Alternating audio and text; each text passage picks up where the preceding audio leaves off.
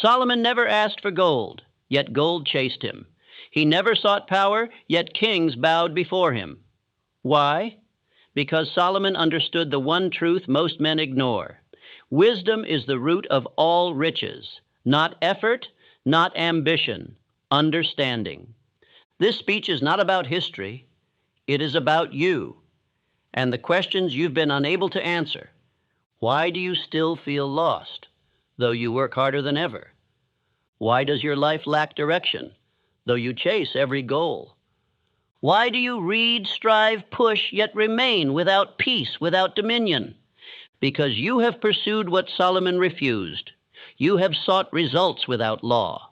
You have chased success without understanding the structure that sustains it. In the next hour, I will hand you the principles that made Solomon the wisest man to ever live.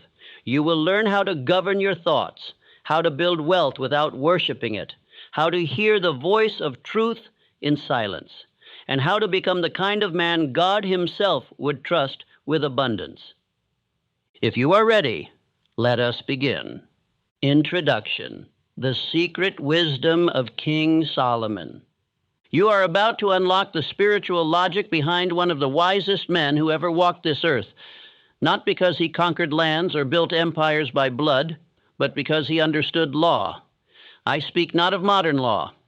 I speak of the law behind all things, the law that governs power, gold, peace, and purpose, the law Solomon mastered. Most men today want gold, but few are willing to become gold. They want the palace, but neglect the cornerstone. Solomon asked not for gold, but for understanding, and the heavens answered. What he received, dominion, wealth, peace, and mastery, did not arrive by chance, war, or inheritance. It arrived by divine response to definite mental desire aligned with eternal law. You chase results. You grind. You copy strategy. You worship the external. But understand this: the ancients did not build temples, kingdoms, or dynasties with noise. They built in silence. They built by law. And Solomon built what no modern strategy can buy, a name that echoes through time. The real treasure was not Solomon's gold, but the mind that magnetized it.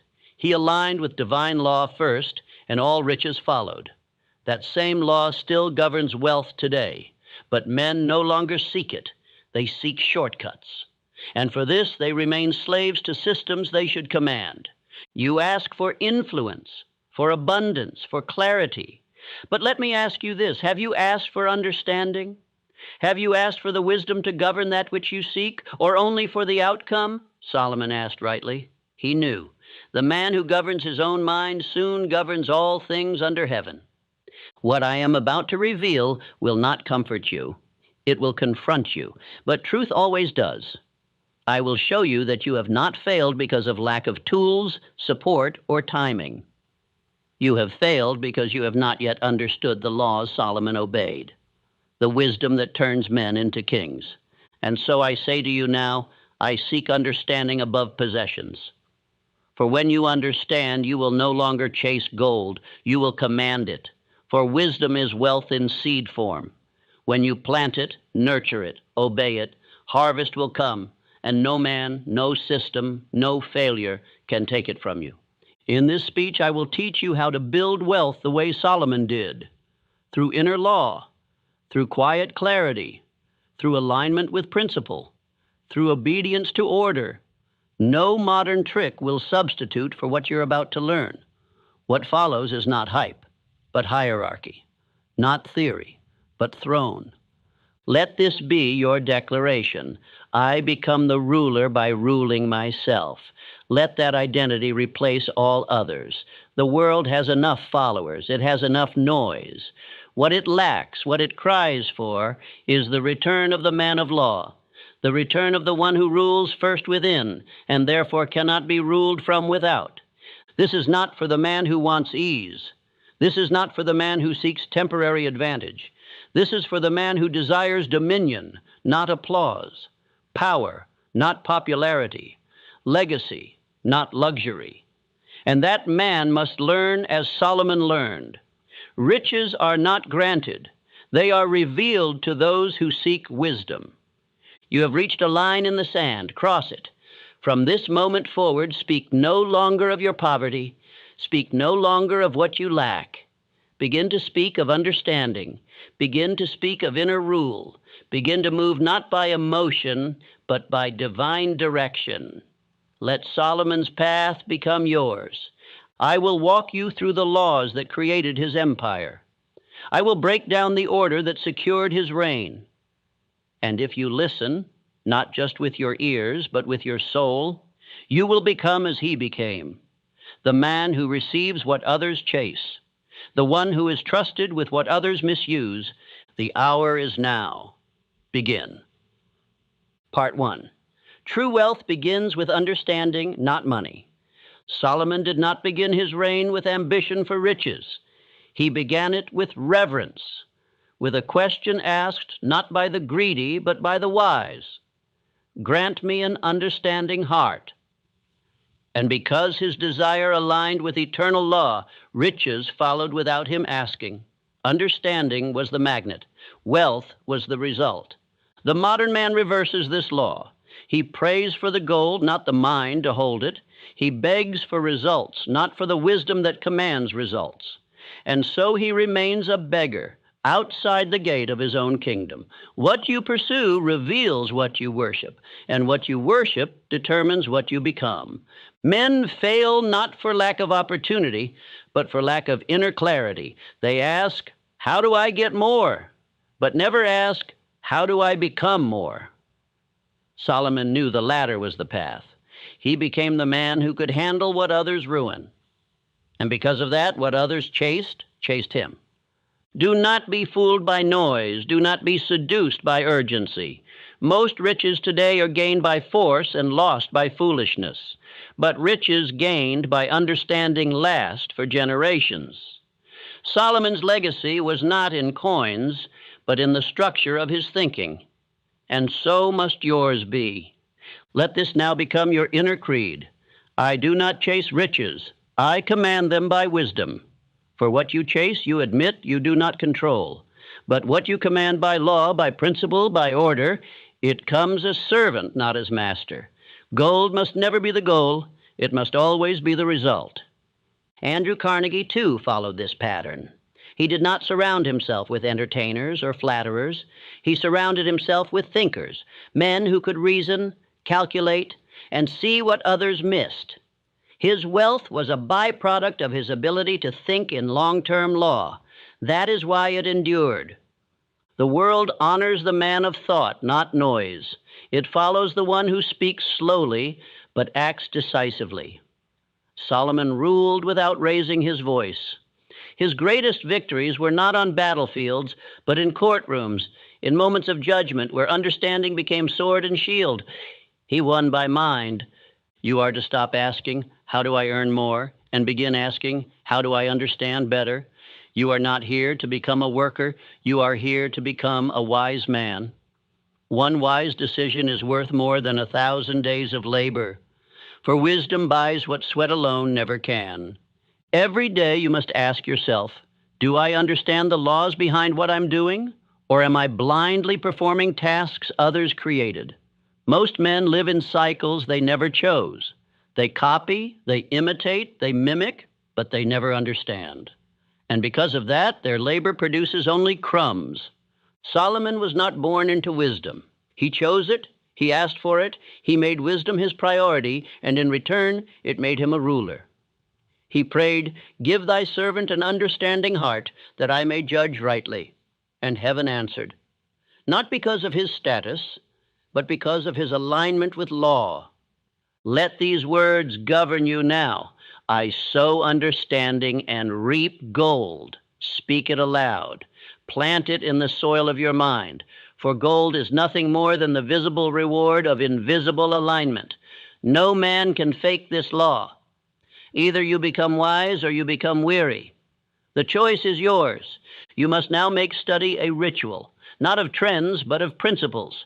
Do not consume information, extract understanding. Do not hoard knowledge, apply judgment. Solomon studied nature, people, time, consequence. He saw through the surface of things, and for this his words were law in his land. The fool memorizes quotes. The wise man lives the meaning behind them. The fool rushes into markets. The wise man waits, watches, judges, and moves once with full authority. Understanding gives you leverage. One accurate move from a wise mind breaks 1,000 frantic motions from a confused one. You must now clear space for study. Build a law of reflection into your daily rhythm. As Solomon wrote Proverbs, so must you write your observations. What did you see today? What patterns repeated? What words led to gain? What actions led to loss? The man who studies his own life masters it. Solomon was a recorder, a teacher, a philosopher king. He did not simply live, he learned from living. His journals were scriptures. His laws became the structure of civilization, and this came not from privilege, but from hunger to understand. That same hunger must now enter you. Stop seeking secrets in new places. Begin building understanding from the old laws you've ignored. Honor, order, cause and effect. Stillness before decision. Purpose before motion. When you see clearly, you build permanently. That is what the wise man knows. That is what the rich man forgets. Let this final creed settle deep in your being. I do not chase riches. I command them by wisdom. I sow understanding and reap gold. Say it when you rise. Say it before you sleep. Say it until your bones believe it, and then act accordingly. Solomon became the wisest man on earth, not because he was born favored, but because he chose understanding over all else. Your wealth will follow suit. Part 2. The wise man governs his thoughts before his kingdom. Solomon declared, "As a man thinketh in his heart, so is he." That verse is not poetry, it is law. A man's outer kingdom rises or collapses based on the state of his inner court. Thoughts are not idle, they are architects. And the man who fails to govern them will build a palace of sand. You cannot master land, wealth, relationships, or business if you cannot first master your reactions, your focus, your inner speech. The mind is either throne or battlefield. Solomon did not rise because of inheritance. He rose because he ruled within first. Peace on the outside began with order within. Men today are frantic. They want to control everything outside. People, politics, profits. But ask them, can you still your mind for 1 hour?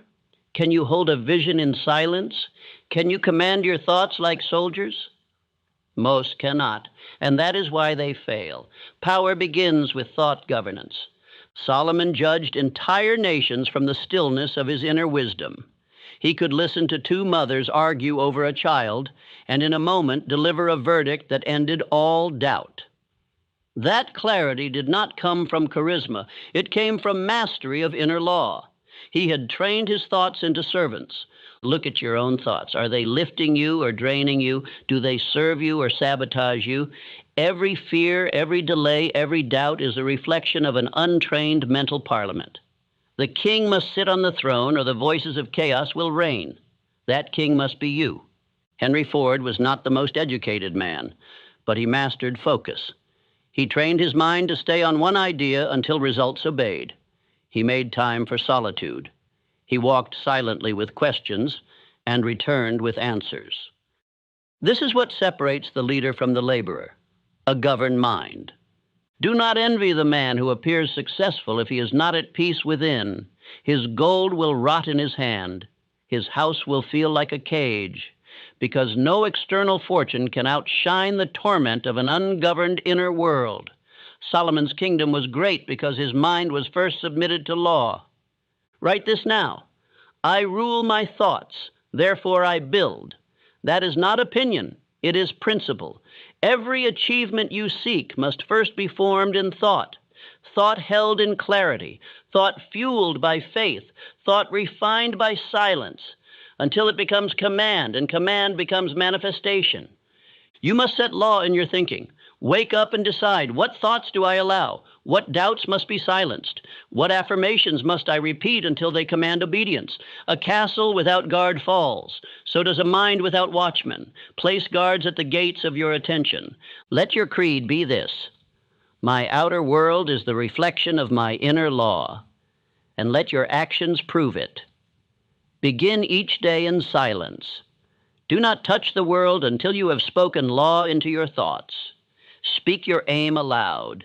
Replace complaint with command. Replace anxiety with order. Solomon sat on a throne, but his real power was invisible. It was in the rhythm of his heart, the structure of his values, the clarity of his attention. You must now build this same throne within. Do not wait until the world slows down. Rule now, or drift forever.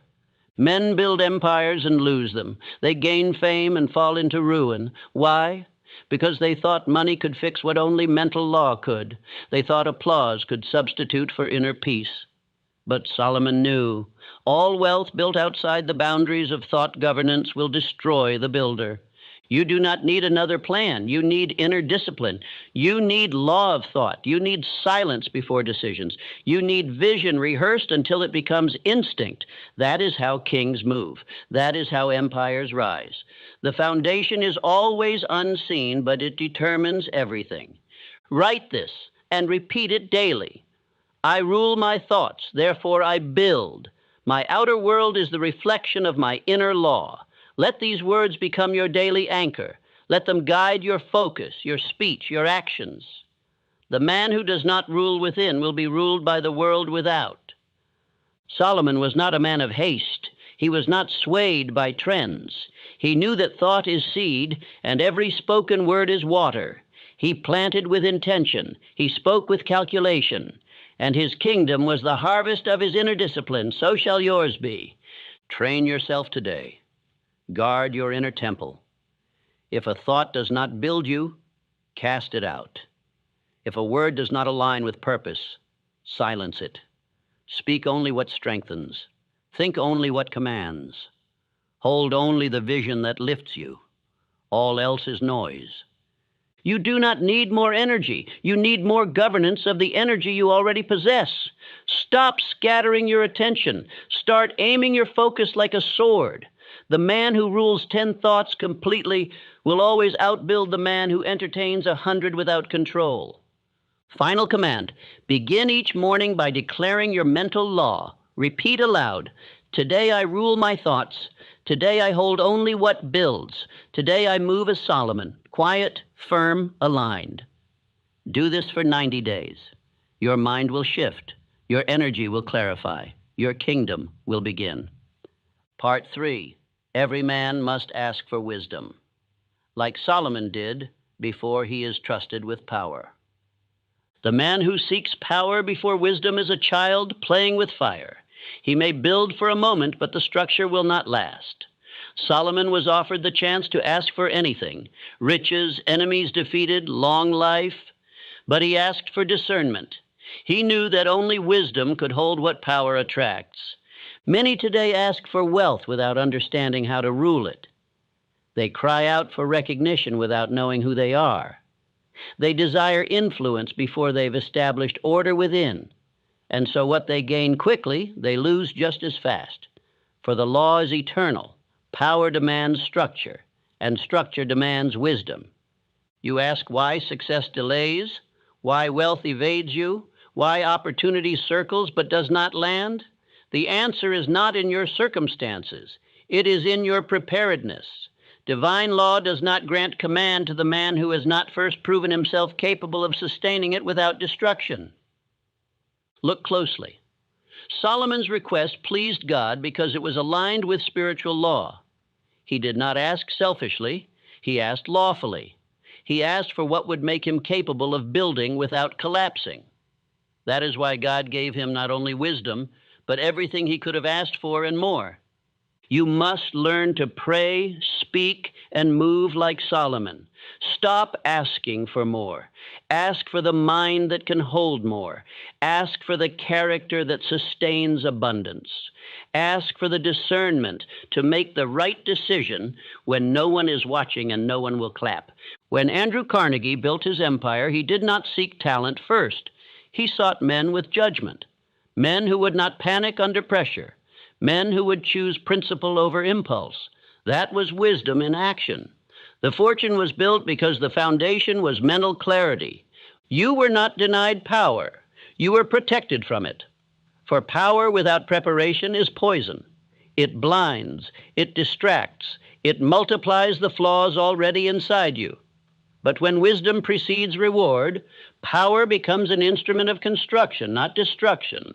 Make this your creed. I ask for wisdom to match the wealth I will hold. I prepare my mind so my fortune may stand. These are not affirmations. They are laws to live by.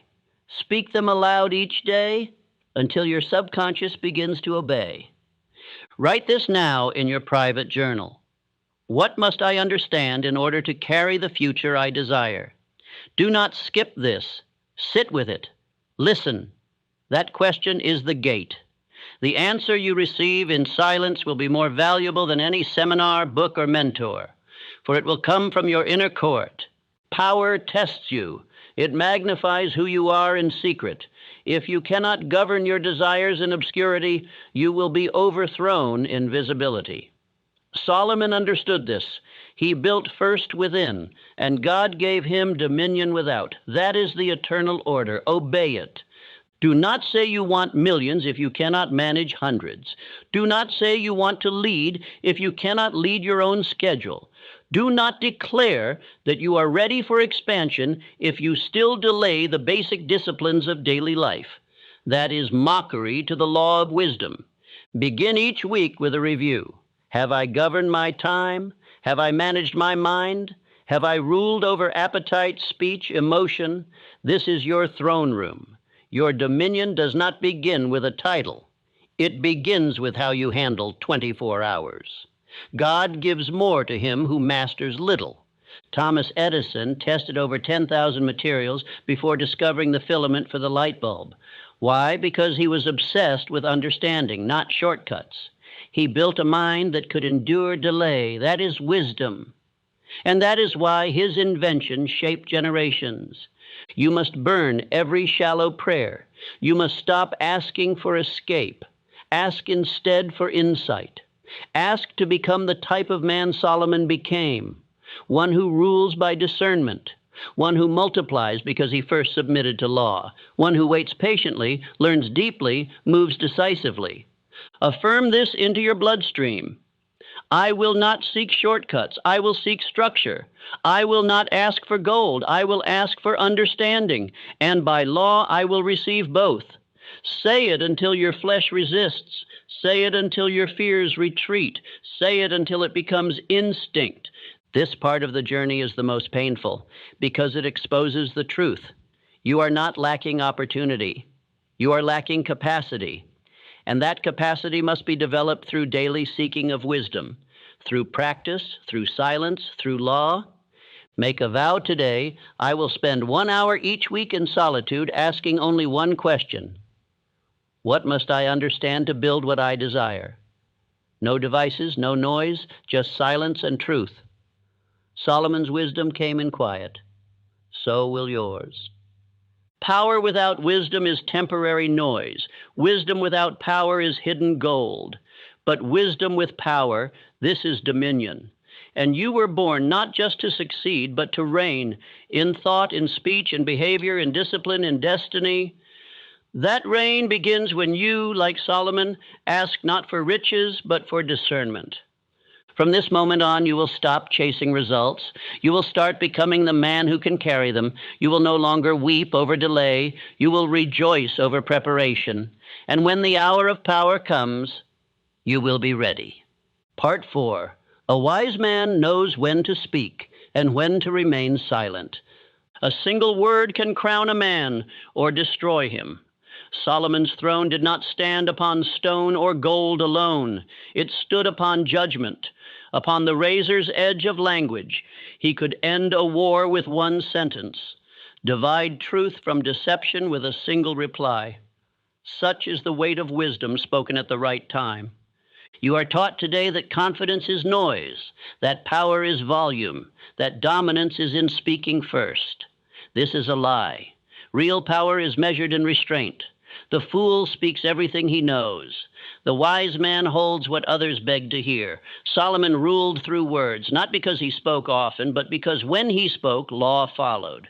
Your life right now, look at it, is not shaped by what you know. It is shaped by what you say, the words you speak over your future, the tone you use in conflict, the silence you break when patience would have preserved your peace.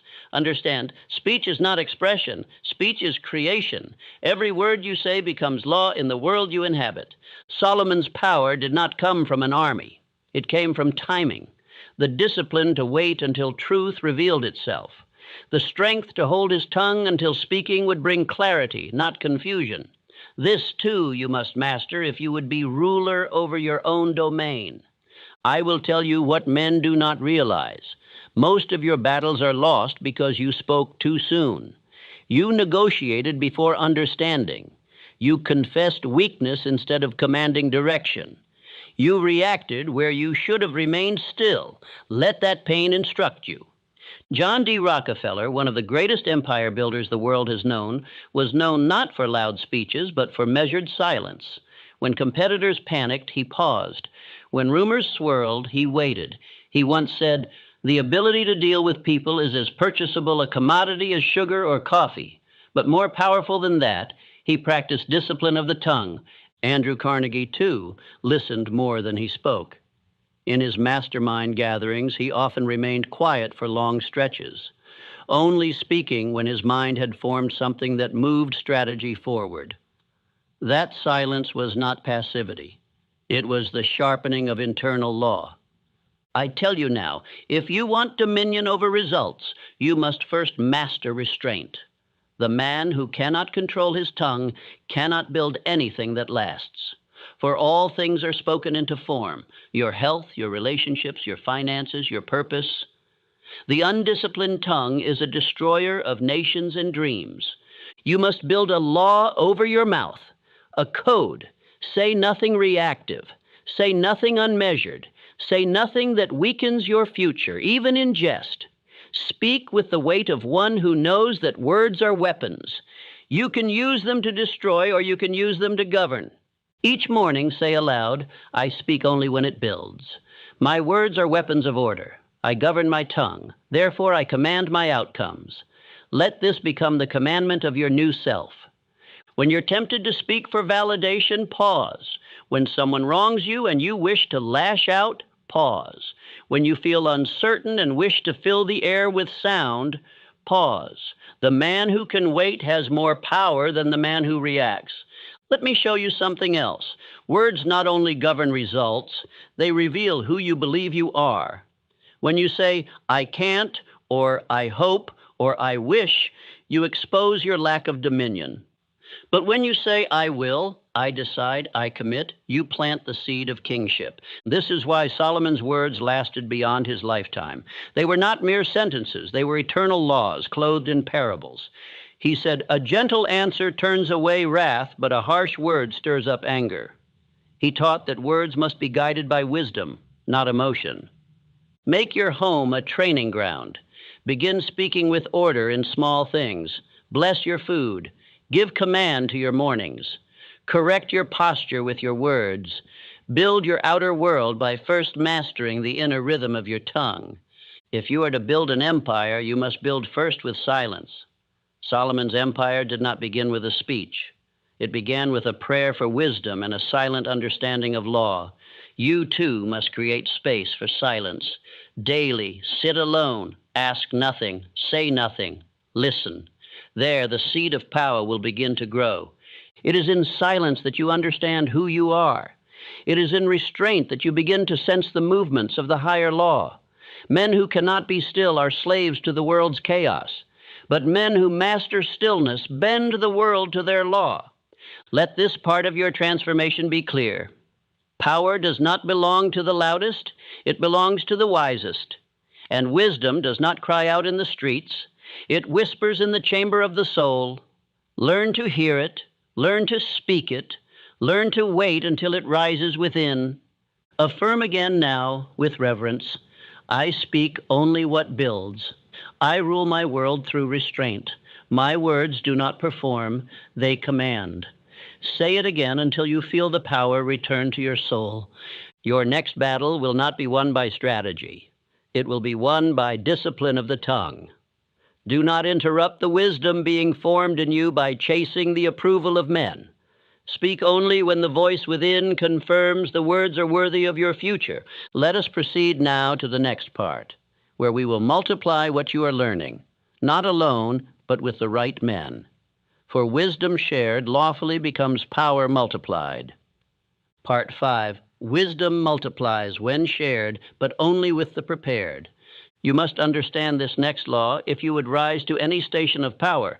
Wisdom does not multiply in noise. It multiplies in order. It multiplies in circles of men who honor law, seek growth, and walk in reverence.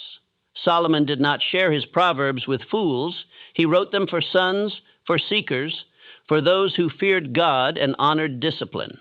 Look around you. Who surrounds your mind? Who hears your ambitions? Who shapes your thinking without speaking a word?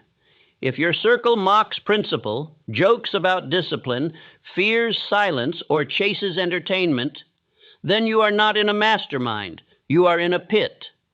Charles Schwab did not ascend because of charisma or genius. He was surrounded by a circle of principle. He served under Carnegie, one of the most law-abiding minds of his age. Schwab absorbed the order of Carnegie's methods, the vision of his planning, the confidence of his word. He rose because he multiplied wisdom through association. There is no self-made man. There are only self-aligned men who surround themselves with others aligned to the same law. If you want to rise, you must first purge the foolish. You must then assemble the wise. You must build your circle with intention. One man who honors law is worth more than 100 who entertain themselves with mediocrity. Ask yourself now, who are your 5? Name them. Would you entrust your fortune to their hands? Would you share your prayers with them? Would you bring your definite chief aim to their counsel? If not, you already know what must be done. Delay no longer. You cannot become Solomon in the company of clowns. Build a law for your counsel. 1 meeting per week, 1 hour of silence, 1 principle studied, 1 action agreed upon. This is not a social gathering. This is a sacred meeting of minds. Let each man speak only what strengthens. Let each man be held to his word. Let the standard be high, or let him leave. Solomon wrote, "Iron sharpens iron, so one man sharpens another." This is not poetry. This is spiritual metallurgy. When minds meet in truth, the friction births strength.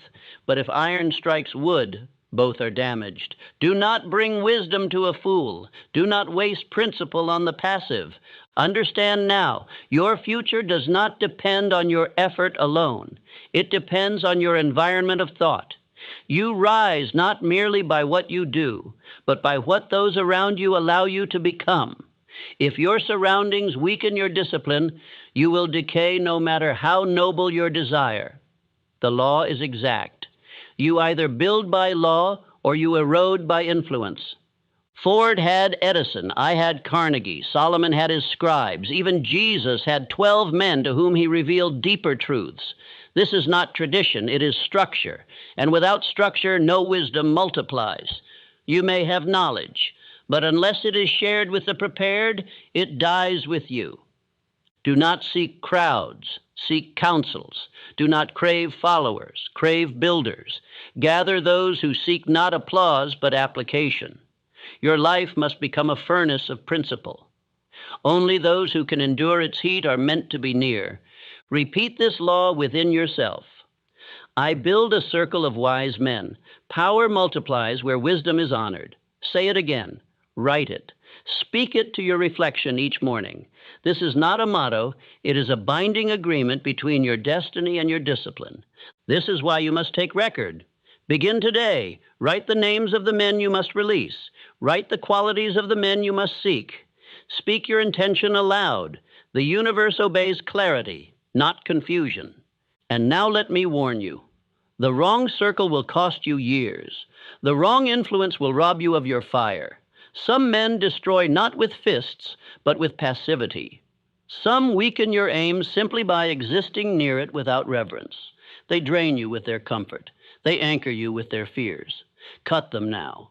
Choose instead those who sharpen your thought, those who ask strong questions, those who move in silence, those who carry their own weight. When 5 men think by law, they build an empire no storm can touch. This part of your life cannot be optional. Build the circle, protect the standard, multiply the wisdom. It is the way of Solomon. It is the way of Schwab. It is the only way a king is ever truly made. Are you ready to continue? In the next part, I will show you why all riches are lost without purpose, how wealth, without a vision to anchor it, will slip through your fingers like dust. Let us now move to Part 6. Part 6, Riches Without Purpose is Poverty in Disguise. Solomon once warned of a man who works, who toils, who gathers wealth by day and night, only to leave it to another, one who did not earn it, one who does not understand its value. Why? Because the first man had no vision behind his labor. He was rich in gold, but bankrupt in aim. He built with sweat, but not with spirit. He gained the world and lost the reason. This, my friend, is the silent plague of our time. Men chase coins, but forget cause. They build enterprises without a reason deeper than appetite. And though they count money, they cannot measure meaning. Their wealth becomes a curse. Their labor becomes bondage. Because they forgot what Solomon knew, purpose precedes profit. If your riches are not tied to a clear and definite aim, you will either lose them, misuse them, or they will rule you. And when riches rule a man, he becomes a servant in fine garments. You may impress others, but you will remain a stranger to yourself. You may feed your vanity, but you will starve your soul. Henry Ford did not merely build automobiles, he built mobility. He envisioned a world where the common man moved with dignity. His aim was not merely money, it was transformation. That aim directed every factory, every system, every invention, because he saw beyond the coin to the crown it could serve. You must now ask yourself, what is the purpose behind your pursuit? Why do you want riches? To escape pain, to prove something to others, to silence your doubt. None of these are worthy reasons. None of these will hold under pressure, and none of these will attract lasting wealth. Your purpose must be anchored in law, in contribution, in principle. You must want riches not only to live well, but to build well, not to consume, but to construct, not to hide, but to expand. This is what Solomon asked for when he prayed, not for wealth, but for wisdom to govern well. And because his purpose was righteous, riches chased him. Write your purpose now, not tomorrow. Now your mind will not obey aim that remains unspoken. Write your definite chief aim in a sentence that cuts like steel. Let it be so clear, so rooted in truth, that your subconscious cannot ignore it. Then go further. Tie every financial goal you have to this purpose. Do not just want a business that lifts others. Do not just want land that becomes sanctuary. Do not just want money that multiplies the law you believe in. Understand money is not evil, but money without direction becomes a weapon against the man who holds it. Purpose is the hand that steadies the sword. Without it, you will bleed by your own ambition. And let me speak boldly now. If you are unwilling to write your purpose, to speak it aloud, to repeat it daily, then you do not deserve the riches you claim to want.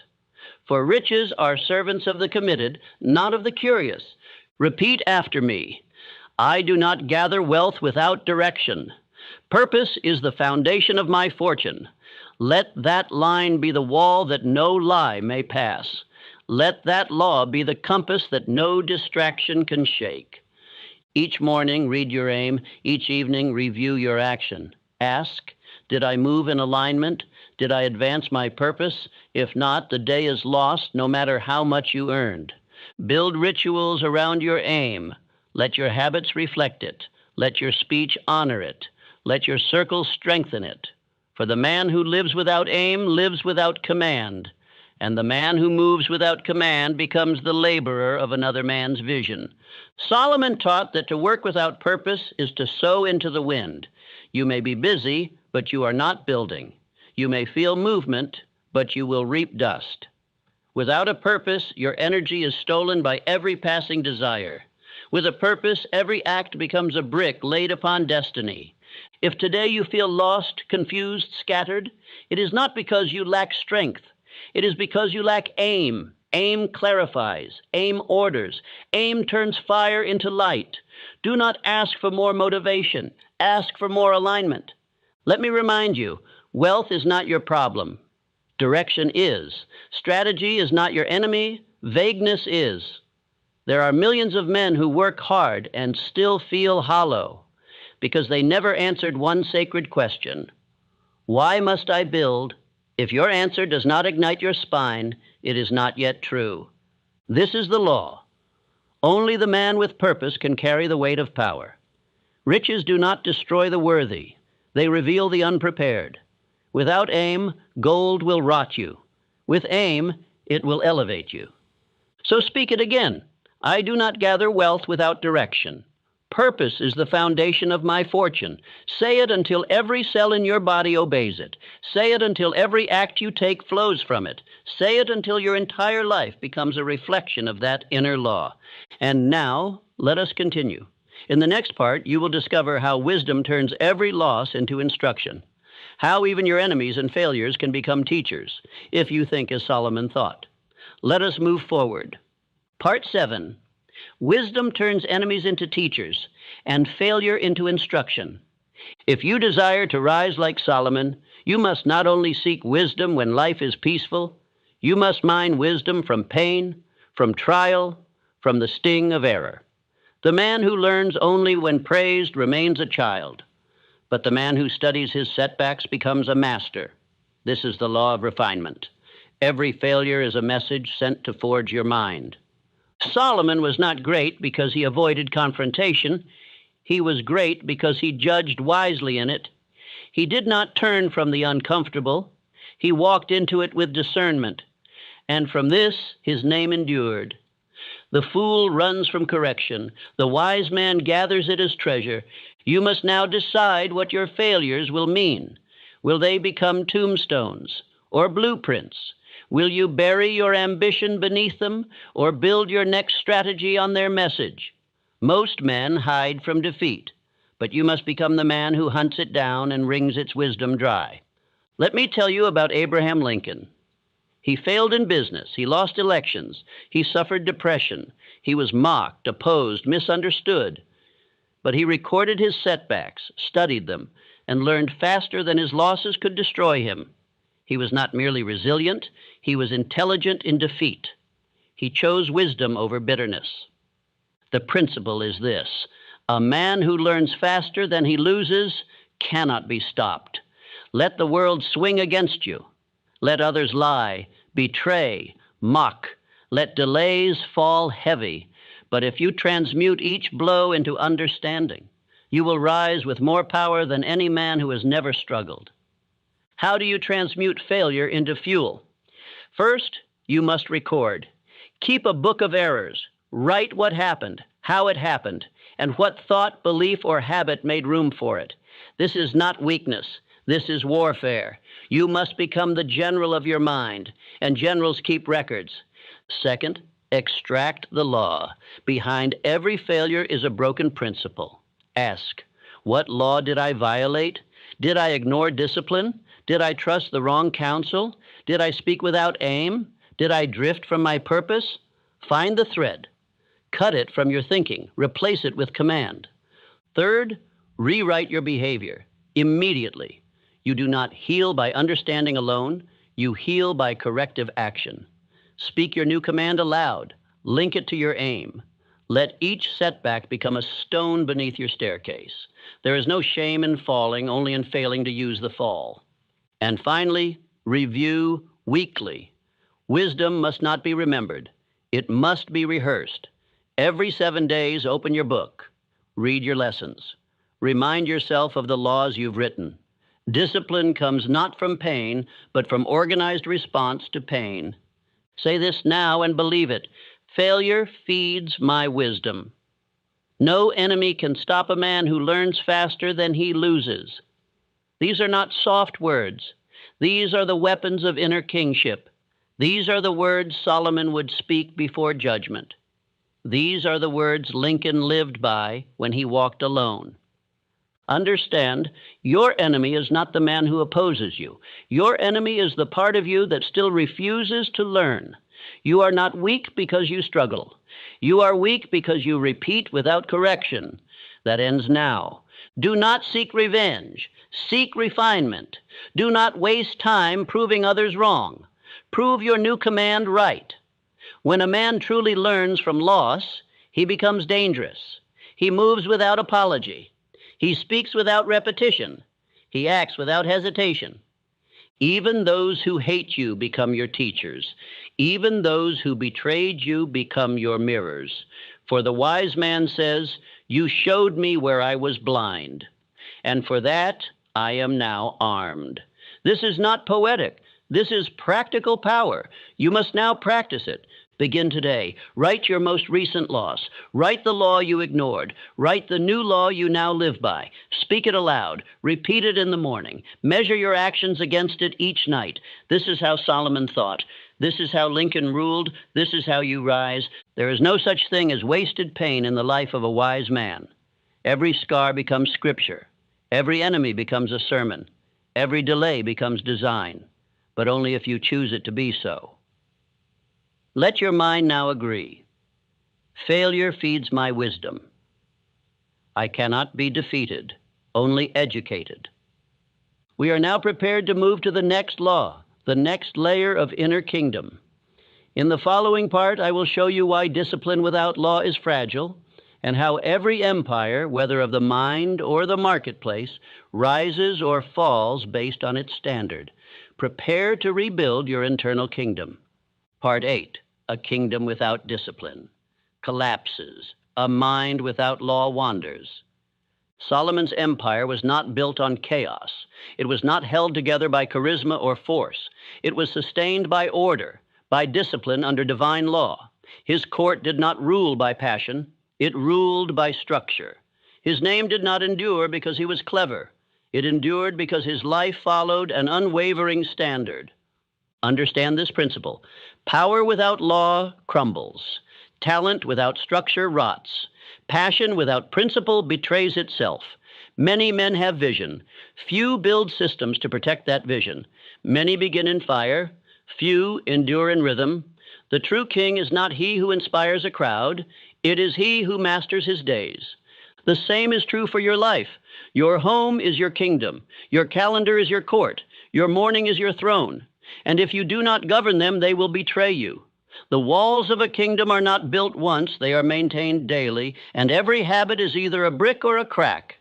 Let me ask you, do you have laws for yourself, or do you move based on how you feel? Do you rise with intention, or delay because the mood isn't right? Do you write your vision daily, or forget it in the fog of your distractions? The man who waits for discipline will never have it. The man who writes his law and lives by it becomes unstoppable. Solomon upheld spiritual and civil order. He judged with clarity. He preserved peace with law. And the same truth applies to you. Without personal discipline, your wealth will fade. Without structure, your creativity will scatter. Without order, your power will leak from every corner of your life. Now observe how Thomas Edison lived. He did not merely experiment, he scheduled invention. His breakthroughs came not in chaos, but in routine. He showed up to his laboratory daily. He slept little but consistently. His assistants worked in shifts. Why? Because he understood. Miracles are born from method. Law in action creates power in output. Andrew Carnegie? He didn't just hire workers, he designed systems. He trained minds. He scaled order. His steel empire wasn't sustained by effort.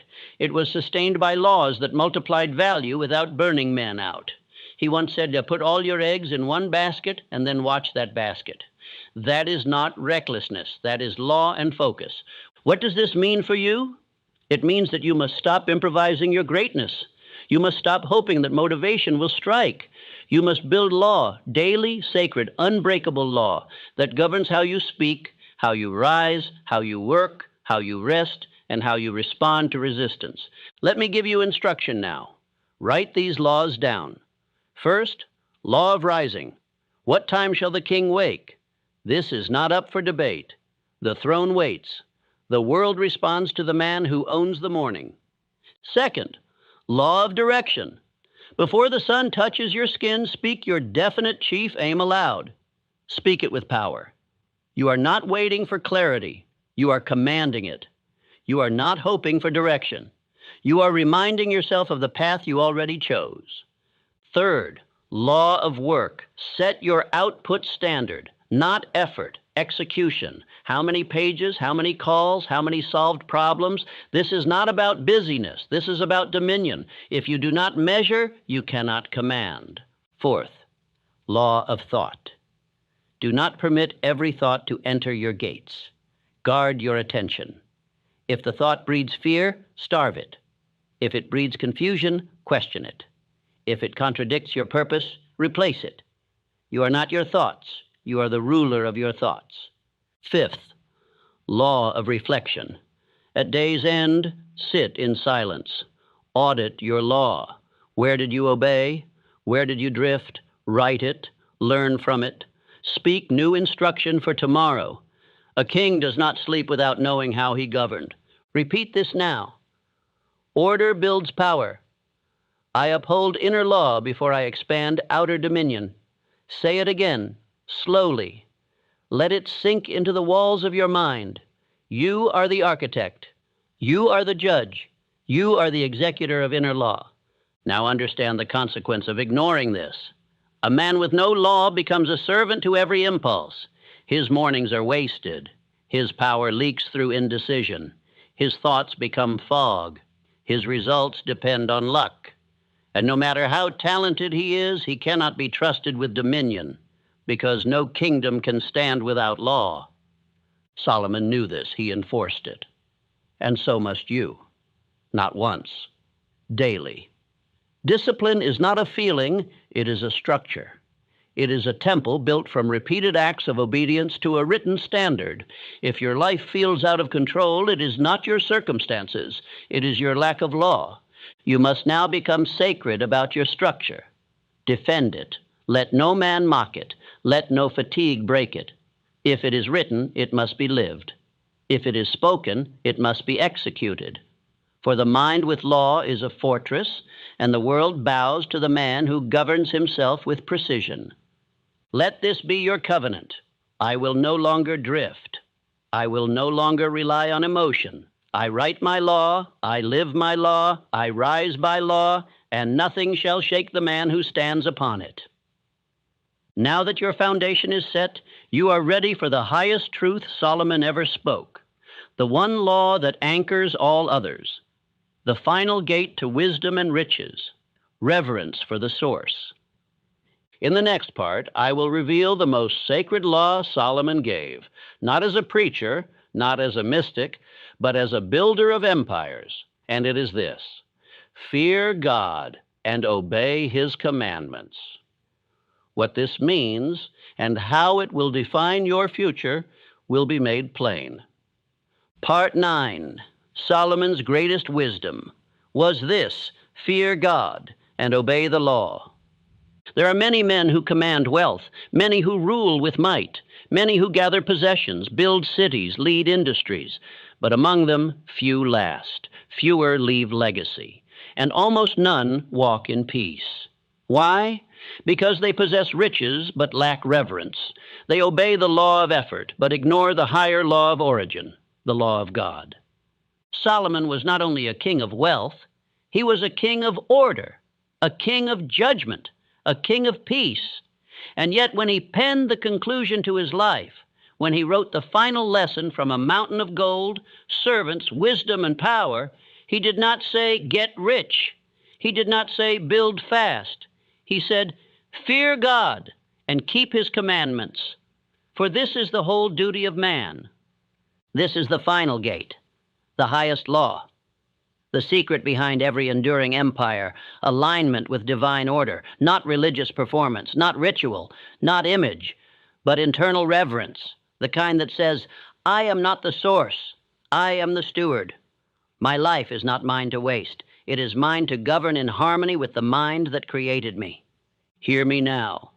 Men fall not because they lacked talent, but because they lacked reverence. Nations fall not because they lacked armies, but because they abandoned divine law. Solomon saw this. He watched kingdoms crumble after pride rejected the one who gave power. He knew no wealth can preserve a man who no longer honors the source of that wealth. You are not being asked to join a church. You are not being told to adopt empty rituals. What I teach you now is higher than denomination. It is the law that governs the seed, the harvest, the heartbeat, the thought, the consequence. Divine law is not man-made. It is the origin of all true law. Carnegie understood this, though he never called himself religious. He honored the law of cause and effect. He studied the law of compensation. He gave away more than he kept. Why?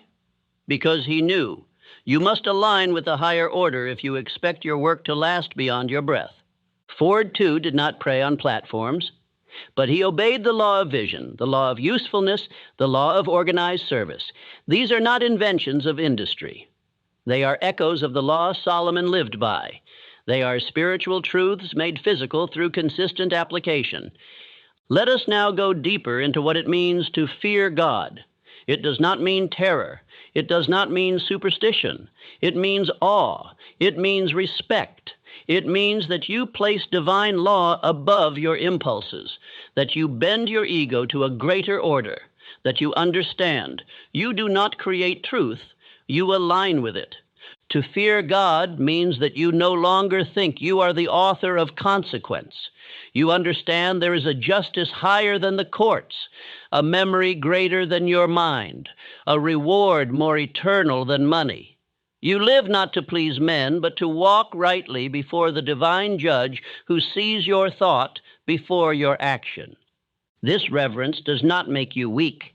It makes you dangerous, because the man who fears God cannot be bribed. He cannot be broken by applause. He cannot be bought by offers of the world. His standard is higher. His conscience is sharper. His results are more permanent. He does not fall because he does not bend. And to keep his commandments means you obey the laws that govern power. You do not lie for gain. You do not steal time from your purpose. You do not murder your potential by serving lust, envy, or pride. You do not bear false witness against yourself with lazy thinking. You honor your calling, your work, your family, your future. This is not moralism, it is strategy, Solomon understood. Divine obedience is the most powerful principle on earth. It makes the poor man rise and the mighty man fall. It builds peace that outlasts gold. It turns ordinary men into kings because it makes their authority unshakable. Say these words aloud with me. I rise by obedience to divine law. True wisdom begins with reverence. Again, slowly. I rise by obedience to divine law. True wisdom begins with reverence. This is not an affirmation of ego. It is the declaration of one who chooses to be governed by the highest standard in existence. Now I will ask you, what law do you serve? Are your days shaped by purpose or convenience? Do you speak what is right or what is popular? Do you honor your conscience or dull it with distraction? The man who walks with divine law walks alone at first, but soon the world follows him because his fruit is undeniable. Look at the decay of the world around you. Men mock wisdom. They elevate sensation. They destroy family, destroy identity, destroy order, and then cry for peace. But peace is the product of law honored. Without reverence, there is only noise. Without obedience, there is only collapse. Solomon ruled over Israel, yes, but more importantly, he ruled over himself. His wealth was great, but his insight was greater, and his insight was born not of intellect, but of fear of God. That is the source, that is the law, and it is your key to every power you seek. If you remember nothing else from this entire speech, remember this. The man who aligns with divine order cannot be stopped. Others may rise quicker, others may seem louder, but they fade. You endure, because you are not building with dust. You are building with eternal material. Now write this into your journal. Engrave it on your wall. Speak it every morning before you begin. I live by eternal law. I am governed by the truth that does not change. I obey the wisdom of the source, and therefore I build what cannot be broken. You are now ready for the final part, the conclusion, the bringing together of every law, every insight, every command that Solomon lived by. In the final words, I will teach you how to make this wisdom your identity, not just your knowledge. Conclusion. Solomon's power is not buried in the past.